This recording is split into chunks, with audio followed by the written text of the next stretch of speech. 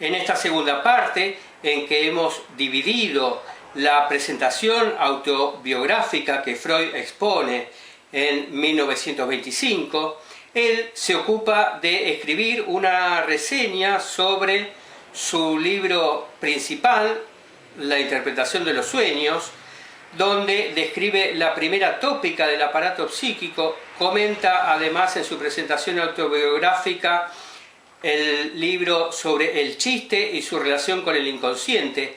También explica el valor de las fantasías y la realidad psíquica, sus descubrimientos acerca de la sexualidad infantil, el narcisismo y la elección de objeto amoroso. Su presentación continúa con algunas notas sobre el complejo de Edipo y su contemporaneidad con la fase fálica y el complejo de castración. Por último, expone que la sexualidad humana se caracteriza por su desarrollo en dos tiempos, en distintos periodos de la vida.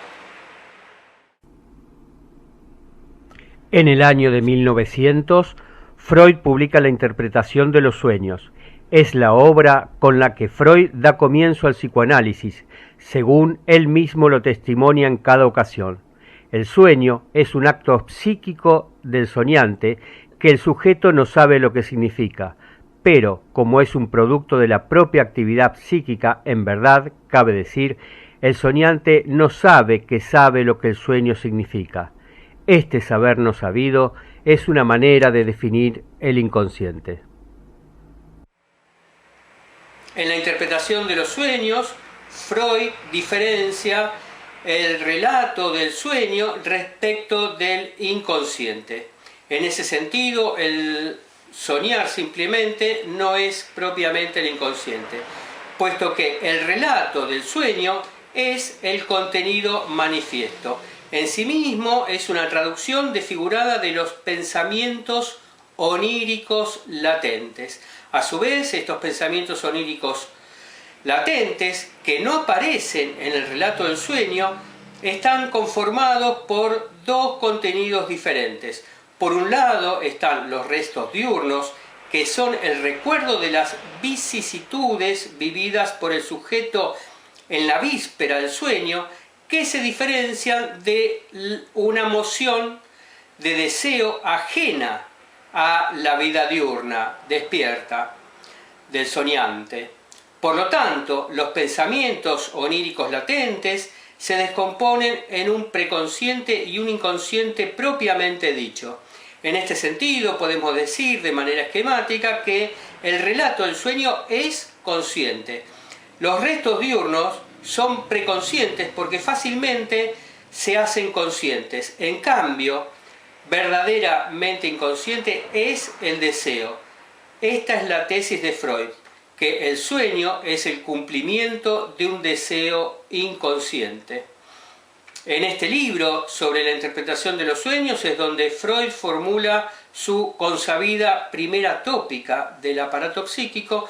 Vale decir que Freud concibe el aparato psíquico a partir de instancias o sistemas, señalando enfáticamente que para el psicoanálisis lo psíquico es en principio inconsciente.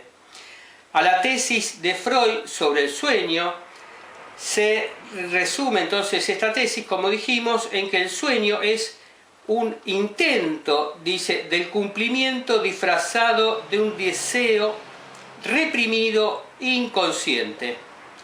¿Por qué Freud menciona que es un intento? Porque el sueño cumple la función de guardián del dormir. Tiene por función preservar el dormir, pero cuando fracasa esta función aparecen los sueños de angustia. Son los sueños en que el sujeto despierta interrumpiéndose el dormir. Estos sueños de angustia muestran de manera cabal el fracaso de la represión y la aparición de un deseo inconsciente inconciliable con la vida de vigilia consciente del sujeto. Habitualmente, los sueños permiten continuar durmiendo, al punto que en ocasiones uno quisiera volver a dormirse para continuar con sus sueños. En los sueños que cumplen con la función de preservar el dormir, es posible observar, en el sentido psicoanalítico, escuchar, cómo han sido elaborados. Por ejemplo, cuando un paciente relata un sueño a su psicoanalista, busca saber su significado. Entonces, el psicoanalista solicita asociaciones libres al paciente a fin que pueda aparecer ese saber que el paciente no sabe que sabe. En la escucha psicoanalítica, es decir, en la asociación libre, se descubre cómo el soñante ha formado su sueño. Esta formación del sueño recibe en Freud el nombre de trabajo del sueño. Este trabajo del sueño, este trabajo psíquico en la elaboración del sueño, reside en 4 operaciones psíquicas que son la condensación, el desplazamiento, la transposición de pensamientos en imágenes y la elaboración secundaria, propia del malentendido. Este malentendido está claro que es algo que se presenta en la vida cotidiana, por ejemplo, cuando alguien expresa "no aclares que oscurece". El malentendido obviamente tiene que ver muchas veces con juegos de palabra, en los que alguien conscientemente intenta decir una cosa, pero el oyente escucha otra cosa. Estos malentendidos lo conducen a Freud desde el sueño al chiste. Entonces escribe su libro El chiste y su relación con el inconsciente. Freud afirma en este libro sobre el chiste que es simplemente una digresión respecto de la interpretación de los sueños. Dado que muchas interpretaciones de un sueño, dice Freud en otro lugar, suenan simplemente a un mal chiste. En esencia, la técnica del chiste reside en sus recursos técnicos, la condensación y el desplazamiento, que ya antes Freud había encontrado en el trabajo del sueño. Entonces, los chistes, a diferencia del sueño, producen una elevada ganancia de placer en el que escucha, porque se cancela el gasto psíquico de la represión y es incentivo del placer. Contemporáneamente, Freud se ocupa de las producciones artísticas y las fantasías que el artista pone en juego en ellas. La obra de arte contiene un sustituto de la satisfacción pulsional que debió resignarse en la vida real y efectiva. Entonces, las creaciones del artista son satisfacciones fantaseadas de deseos inconscientes y provocan la participación de otros en quienes animan y satisfacen los mismos deseos. De esta manera, una satisfacción íntima del sujeto logra enlazarse a los otros. Para decirlo en otros términos, la producción de índole subjetiva obtiene un lazo social. Por eso está claro que toda psicología individual es una psicología social. En 1905, Freud publica 3 ensayos de teoría sexual. En este libro, Freud amplía el concepto estrecho de sexualidad, en el que se homologa sexualidad a genitalidad, a partir de considerar las perversiones y la sexualidad infantil. Freud amplía notablemente el concepto de sexualidad.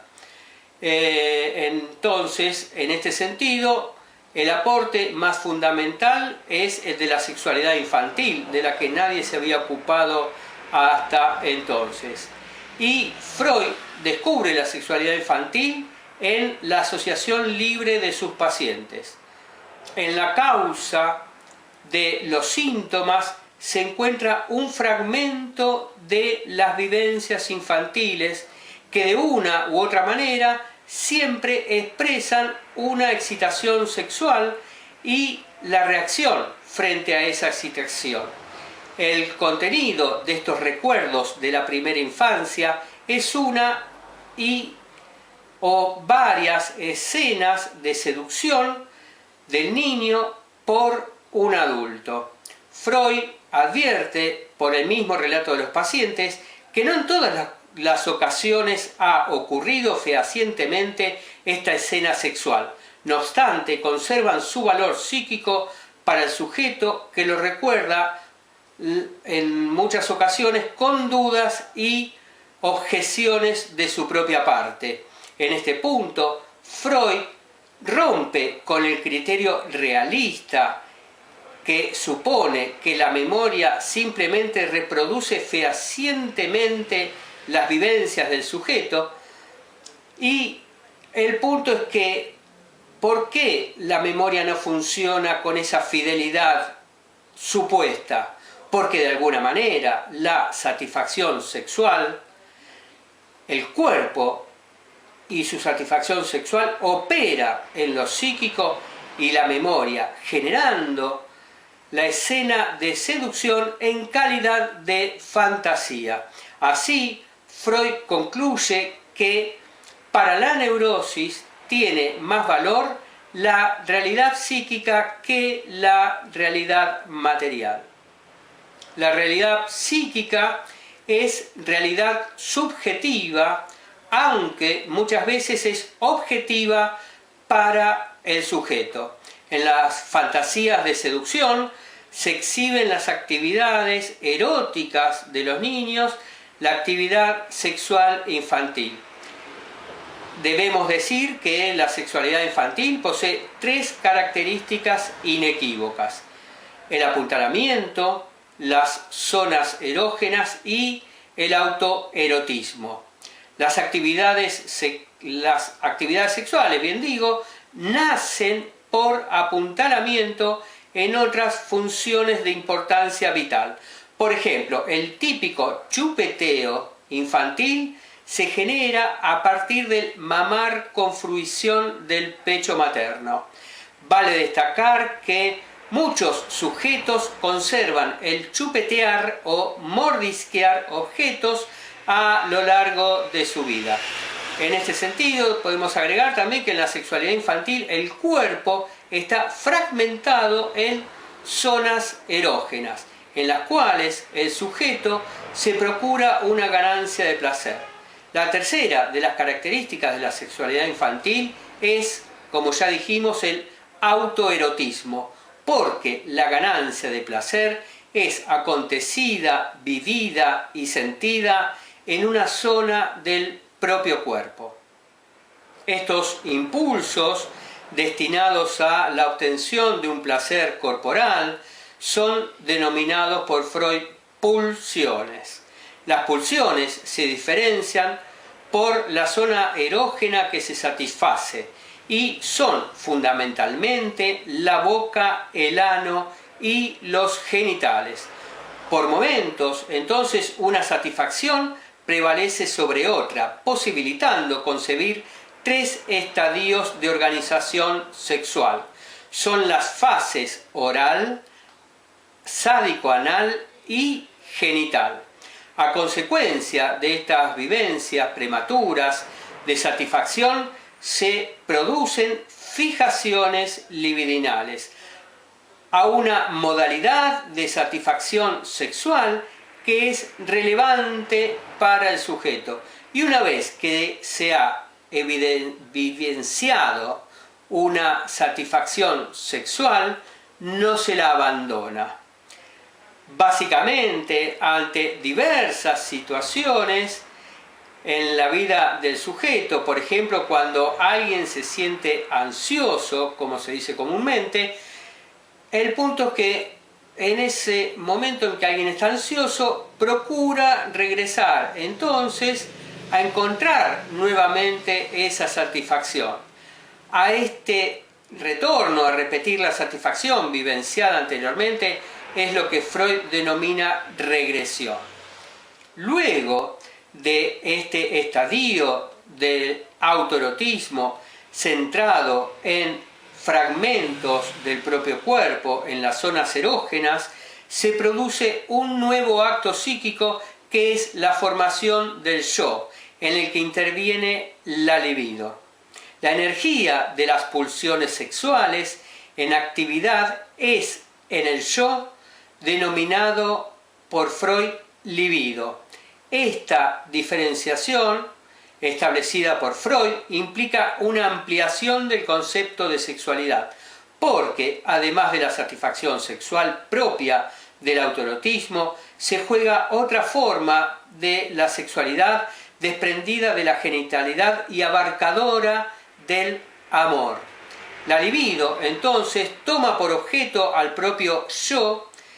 En otras palabras, es lo que comúnmente se entiende como amor propio, y ese amor propio se extiende a otra persona. En consecuencia, el primer objeto de amor pasa a ser para ambos sexos la madre. De esta manera se establece la relación del narcisismo con el complejo de Edipo.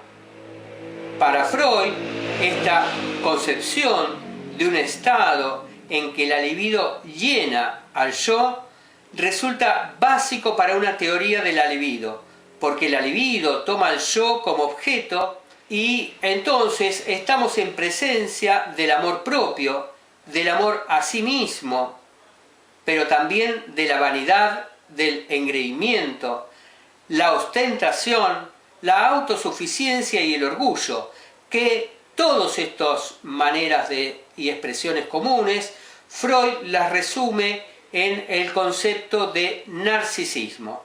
El narcisismo, nos advierte Freud, nunca se cancela del todo. Durante toda la vida, el yo sigue siendo el gran reservorio de la libido.